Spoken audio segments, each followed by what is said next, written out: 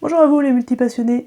Alors aujourd'hui j'avais envie de vous parler de la multipotentialité et en particulier des trois composantes dont on a besoin pour avoir une vie de multipotentialiste épanouie. Voilà, alors si vous ne me connaissez pas, je suis Sarah du blog Multipassionné épanoui et justement j'aide les multipotentialistes, multipassionnés à se créer une vie épanouie, donc en partageant ce que je découvre sur la multipotentialité et ce que je fais moi pour voilà, vivre bien avec ce mode de fonctionnement. Voilà, donc si ça vous intéresse et que vous voulez en savoir plus et savoir si vous êtes multipotentialiste, vous pouvez aller sur le blog, le lien est dans la description, pour télécharger le guide du multipotentialiste débutant. Je vous explique toutes les bases à savoir sur ce mode de fonctionnement, et il y a un test pour savoir si vous êtes multipotentialiste ou pas. Voilà, alors pour la vidéo du jour, du coup, je vais revenir sur les trois composantes essentielles pour qu'une vie de multipotentialiste soit épanouie, vu que c'est un peu le sujet du blog. Alors du coup, c'est tiré de ce livre. Du coup, moi j'ai découvert pas longtemps, il y a 8 mois à peu près, j'étais multipotentialiste, donc j'ai tout de suite lu le livre d'Emily Wapnick, How to be everything, comment être tout. Un guide pour ceux qui ne savent toujours pas ce qu'ils veulent faire quand ils seront grands. Voilà, je sais pas si ça vous parle. Vous pouvez renseigner, voilà. Et donc, dans ce livre, Emily dit qu'elle a interviewé plein de multipotentialistes pour essayer de faire un schéma global, voir ce qu'il y a de commun entre eux. Alors, il n'y a pas grand-chose, a priori, ils ont tous des vies très différentes, ce qui est plutôt bien pour nous, hein. Mais de leurs histoires, elle a quand même extrait 3 composantes qui revenaient chez tout le monde, pour qu'ils aient une vie épanouissante, épanouie, dans laquelle ils se sentent bien, heureux et tout ça. Et donc c'est ça que je vous partage, ces 3 éléments-là que je vous partage aujourd'hui. Alors, en élément numéro 1, il y a l'argent. Parce que voilà, dans nos sociétés, on a besoin d'argent pour vivre, voilà, c'est un fait. Donc les multipotentialistes, c'est pareil, on a besoin d'argent. Donc la première chose à faire, c'est le reconnaître. Ensuite, ce qui est important à faire par rapport à ce point-là, c'est de définir combien on a besoin d'argent, nous, personnellement, pour vivre. Parce que bah, voilà, ça dépend de chacun. Voilà, certains ont besoin de plus, d'autres de moins, se contentent de moins. Voilà. Donc c'est vraiment important pour commencer de définir le montant d'argent qui serait nécessaire pour nous, parce que si on le définit pas, on risque d'avoir toujours le sentiment un peu de manquer, ou d'avoir peur. Voilà, donc c'est important de définir ce montant-là. C'est important aussi de se dire que l'argent, ok, c'est important dans ma vie, mais c'est qu'un ingrédient, l'argent tout seul, ça, bon, voilà, c'est pas une fin en soi, quoi, voilà. Parce que voilà, comme on a tous un peu de... On peut tous avoir des gros blocages par rapport à l'argent, moi en première. C'est important de se dire que oui, j'ai besoin d'argent, mais j'ai pas besoin que d'argent. Mais j'ai quand même besoin d'argent. Voilà, donc c'est bien quand même de reconnaître que, bah oui, dans nos sociétés, pour vivre, pour acheter des choses, pour acheter à manger, tout ça, on a besoin d'argent. Voilà. Donc, point numéro 1, l'argent. Point numéro 2, le sens. Nous, multipotentialistes, on a vraiment besoin que nos actions aient un sens pour nous. Faire un truc qui a aucun sens, donc par exemple juste pour gagner de l'argent, c'est pas épanouissant pour nous. On a vraiment besoin de ce sens-là. Ben voilà quoi, je pense que vous le sentez, donc quand on fait une activité qui a du sens, voilà, on se sent rempli à l'intérieur, on se sent joyeux, on se sent épanoui, comme dit Emily, c'est fun. Voilà, on fait les choses pour le fun, c'est ce qui a du sens pour nous. Voilà, donc c'est un deuxième point très important pour nous. A priori, on n'aura pas une vie heureuse, épanouie, si on n'a pas un bon degré de sens dans nos vies. Sachant que c'est comme tout, c'est un équilibre. On n'a pas besoin que tout ce qu'on fasse ait un sens profond pour nous. Par exemple, je disais, on peut très bien avoir un métier alimentaire qui nous fasse gagner de l'argent et qui n'a pas de sens. Par contre, qui nous laisse beaucoup de temps à l'extérieur pour explorer toutes les activités qui ont du sens.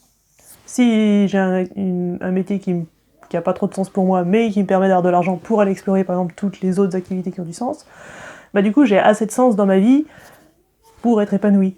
Voilà, je sais pas si vous comprenez, mais donc il n'y a pas besoin qu'on fasse tout, comme on n'a pas besoin de mettre toutes nos activités pour gagner de l'argent, le point numéro 1, on n'a pas besoin que toutes nos activités aient du sens. On peut aussi faire des activités que pour l'argent, ou parce que faut bien le faire pour s'occuper des enfants, enfin, voilà, pour pour d'autres choses. L'important, c'est qu'il y ait un niveau de sens suffisant dans nos vies pour qu'on sente que nos vies servent à quelque chose, qu'on remplisse ce qui a du sens pour nous, et donc qu'on se sente joyeux, épanoui. Voilà. Donc, à retenir de ces 2 points, on peut faire des choses que pour l'argent, on peut faire des choses que pour le sens et pour le fun. Voilà. L'important, c'est d'avoir un bon équilibre global dans nos vies. L'équilibre nécessaire pour nous, donc après, c'est à nous de sentir, évidemment, pour que on se sente heureux, épanoui. Voilà. Donc, c'est vraiment à vous de sentir si vous avez assez de sens actuellement dans votre vie, ou bien s'il faudrait faire autre chose pour combler ce besoin de sens. Voilà. À vous de sentir. Et donc le point numéro 3, qui est pour moi le point le plus spécifique de la multipotentialité, c'est la variété. Je sais pas si vous avez déjà entendu ce proverbe qui dit « Trouve la chose que tu aimes faire dans ta vie et tu n'auras plus l'impression de travailler », un truc comme ça. Pour nous, c'est pas tout à fait exact, même pas du tout exact, parce que nous, on aime plein de choses. Et même si on aime ces trucs-là, faire que ça tout le temps, voilà, c'est... Je pense que vous êtes d'accord avec moi. T'imaginer faire que ça tout le temps, ça quoi ça peut. Ouais, moi j'aime beaucoup le chant, mais à partir du moment où je me suis dit, je vais peut-être en faire ma vie professionnelle, et du coup je vais faire plus que ça, même si ça reglobe comme plein de choses, ça m'a un peu... Voilà. Est-ce que j'ai vraiment envie de passer que ma vie à chanter ? Je crois pas, non. Je suis contente de faire à côté l'instruction en famille pour les enfants, d'avoir les blogs, voilà, de sortir, de faire autre chose, enfin voilà. Donc pareil, le niveau de variété, c'est pareil, à vous de sentir. Donc ça, d'ailleurs, j'avais écrit un article sur comment rester focalisé en se dispersant, parce que justement, pour nous multipotentialistes, pas pour tous, hein, pas pour nous tous, mais pour la plupart, rester focalisé sur la même activité tout le temps, c'est très dur. Au bout d'un moment, on se sent pas bien, on s'ennuie. Voilà, on a besoin de se disperser un peu, entre guillemets, de variété quoi, pour être heureux, épanoui, combler notre mode de fonctionnement. Donc la variété, par contre, ça veut pas dire forcément en faire des tonnes dans tous les sens. Ça dépend vraiment des multipotentialistes. Il y a des multipotentialistes qui, eux, sont capables de rester focalisés sur un seul projet pendant des semaines, des mois. Dans ces cas-là, parfait, suivez-le. Et du coup, là, par contre, ils changent au bout de plusieurs mois ou de quelques années. Et du coup, c'est à l'échelle de leur vie où on peut voir que, effectivement, la variété apparaît à l'échelle de la vie. On voit que ils ont fait un moment cuisinier, après ils ont fait prof de danse, après ils ont fait chef de chantier, enfin je sais pas, mais voilà. C'est à l'échelle, du coup, c'est quand on regarde à l'échelle de la vie qu'on voit que la variété apparaît là. D'autres, par contre, ont besoin de mener, par exemple, 10 projets en même temps. Voilà. Et entre les deux, il y a tous les cas de figure. Donc, moi, je suis plutôt bien avec 3-4 projets en même temps. Voilà. Donc là, pareil, ça dépend du moment de votre vie, ça dépend de comment vous fonctionnez aussi. Donc là, c'est important de le sentir. Ce qui est bien pour ça, c'est de sentir si on s'ennuie. Si on sent une sorte d'ennui dans notre vie et tout, c'est qu'a priori vous manquez de variété, donc ça peut être bien de rajouter. Donc de voir qu'est-ce qui vous ferait plaisir de rajouter. Je suis sûre que vous avez des idées d'activités qui vous feraient plaisir à faire en plus.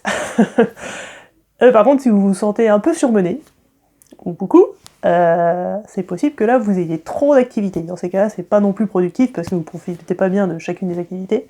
Donc ça peut être bien d'en mettre un petit peu moins, d'en enlever quelques-unes, celles qui sont un peu les moins importantes pour vous, de les mettre de côté et de vous dire que vous pourrez revenir plus tard. Voilà, pour pas... le surmenage, on n'est pas épanoui non plus. Voilà, sachant que la variété peut se trouver soit dans plusieurs activités, donc professionnelles ou pas, hein, ça peut être des activités aussi en dehors de la profession, soit dans une même activité qui regroupe beaucoup de domaines. Moi par exemple, avec le blogging, y a de l'informatique, la technique, comprendre comment ça marche l'informatique, tout ça, il y a beaucoup de choses à savoir. Il y a de l'écriture, donc la créativité, il y a plein de domaines, d'autres, mais se dépasser, il y a le développement personnel, puisque moi j'en parle et que ça m'intéresse, et que du coup je continue à me former là-dessus, il y a de la lecture, donc le livre là par exemple, ou d'autres, voilà. Donc par exemple le blogging, c'est une activité qui regroupe beaucoup d'activités, du coup mon besoin de variété est beaucoup plus comblé, c'est pour ça que je pense que j'ai moins besoin de faire autre chose autour, parce que j'ai déjà beaucoup de variété dans cette même activité. Donc voilà, on peut aussi combler la variété dans une seule activité. Par exemple, l'instruction en famille aussi, ça regroupe beaucoup, ça regroupe beaucoup d'activités, de domaines un peu différents. Du coup, voilà. Bon, moi, je comble mon besoin de variété, voilà, avec des domaines interdisciplinaires. Sachant que donc plus un domaine est spécifique et précis, si vous faites que du décodage informatique par exemple, c'est tellement précis qu'il va vouloir peut-être plus d'activités que si vous faisiez du blogging, voilà, dans votre vie. Donc c'est vraiment à sentir le niveau de variété qui est juste pour vous dans votre vie. Voilà, je vais m'arrêter là pour ces 3 points, donc je vous répète, les 3 points d'une vie de multipotentialiste épanouie, c'est 1. L'argent, 2. Le sens, 3. La variété.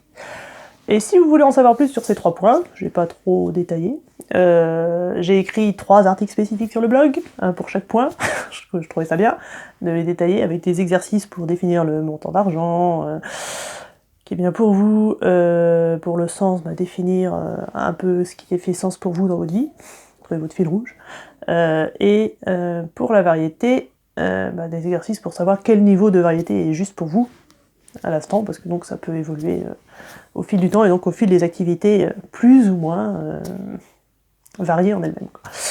Voilà, et donc si vous voulez retrouver ces 3 articles, ils sont dans la barre de description, enfin dans la description de la vidéo, pareil. Je vous mets le lien vers les 3 articles, et de toute façon, sur chaque article, je vous ai mis les liens des 2 autres, voilà, puisqu'ils vont ensemble. Voilà, donc n'hésitez pas à aller sur le blog pour en savoir plus et avoir des exercices un petit peu concrets sur ces 3 points. Voilà, du coup... c'est fini pour aujourd'hui. Si vous avez des questions sur ces 3 points, n'hésitez pas à me les poser pareil dans les commentaires sous la vidéo. Puis si vous avez d'autres questions sur la multipotentialité, pareil, n'hésitez pas à me les poser, puis je ferai une vidéo dessus. Un autre jour. Voilà, je prendrai vos questions et je répondrai directement. Voilà, sur ce, je vous dis à demain pour la prochaine vidéo. Salut les multipassionnés!